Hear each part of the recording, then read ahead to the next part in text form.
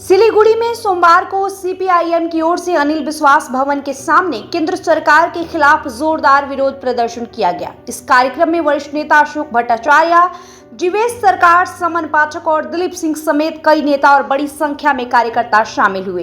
प्रदर्शनकारियों ने जुलूस निकालकर केंद्र सरकार के खिलाफ जमकर नारेबाजी की और बढ़ती महंगाई को लेकर जनता की परेशानियों को मुद्दा उठाया।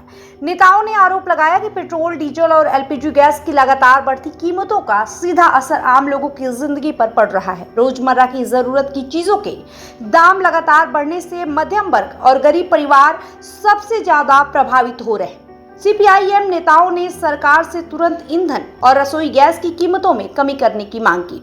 विरोध प्रदर्शन के दौरान अशोक भट्टाचार्य ने कहा कि चुनाव के समय पेट्रोल और गैस सिलेंडर की कीमतों को जानबूझकर स्थिर रखा गया, लेकिन चुनाव खत्म होते ही आम जनता पर महंगाई का बोझ डाल दिया गया। उन्होंने कहा कि अगर सरकार ने जल्द राहत नहीं दी तो आने वाले दिनों में आंदोलन को और बड़ा और तेज किया जाएगा।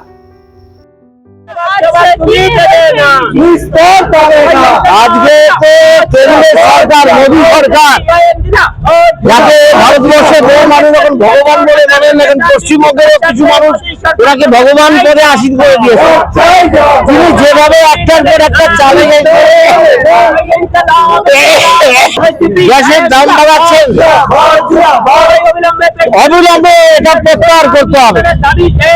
সেই দাবিতে আজকে সিপিআইএম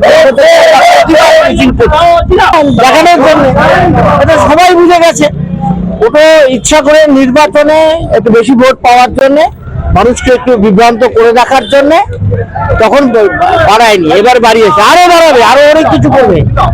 একটার পর একটা তো দেখা যাচ্ছে সরকার বলছে এক্সপেন্ডিচার, পাবলিক এক্সপেন্ডিচার কমাবে, সোশ্যাল এক্সপেন্ডিচার কমাবে, আরো অনেক কিছু করবে। সব পশ্চিমবঙ্গের ভোটের জন্য অপেক্ষায় রেখে দিয়েছিল, পশ্চিমবঙ্গের ভোটে জিতলে ওরা এগুলো করবে, সেটাই ওরা করছে।